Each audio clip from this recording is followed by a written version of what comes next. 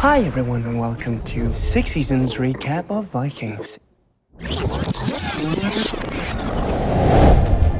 You think of these Vikings as being brutal guys that all they did was raiding. Now you get to see them being regular people, caring about family, friends, love. You humanize him. Ragnar was a curious, ahead of his time kind of a guy. His main goal is to go west because he believes that there is something more there. We're introduced to Lagertha, where he's clearly a woman who is not to be messed with and certainly won't sit out on one of these great journeys. There's a symbolic vibe to her and Freya, and strong, powerful, but yet full of love. Rollo, Ragnar's brother, is quite a jealous brother. Just as ambitious as Ragnar, and that's the problem. They're all anti-heroes because we follow them and they are our heroes, but they're also Vikings with a contemporary look at what they actually did, going to England. I would argue that taking that original trip to Northumbria is even more daring than going to the moon, because you can see the moon. These guys, they had a sunstone, and that's it. And they were hoping that maybe something was out there. I can't tell you how many times we were sitting on one of those Viking boats just going, how do these guys do it? Michael Hurst came up with the idea of bringing Athelstan from Northumbria back home. What I love was how Athelstan starts to question his own beliefs, just as Ragnar starts to question his beliefs. Ragnar has a very successful raid and returns home. Earl Haraldson does not embrace Ragnar's success. People are starting to see that Ragnar was actually correct and there is something out west. What always happens when you talk about power is that there's a struggle. This makes Earl Haraldson incredibly nervous. Ragnar challenges him in a fight to the death. Ragnar becomes Earl. Now he's all of a sudden in a position of power that he did not expect. There's a certain respect within all that brutality. It's much like how we operate offset. Absolutely.